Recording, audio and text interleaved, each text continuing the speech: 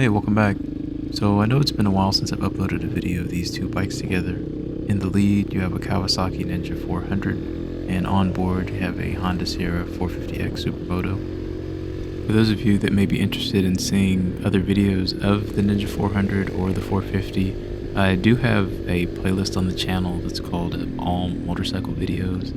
And I just created that playlist, that way it makes it easier to kind of shuffle through all the different videos that have been uploaded over the years. And then when I do have the time, I try to put bikes into their own playlist, like the Ninja 400 playlist or the 450 playlist and so on. So if you're interested in seeing any other videos, maybe go check those out.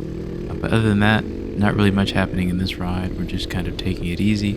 At one point, I do get my front wheel kind of caught in a unsuspecting pothole in the shadows and kind of have a tank slapper there. But other than that, not much happening. We're just kind of taking it easy on this damp evening and just enjoying life.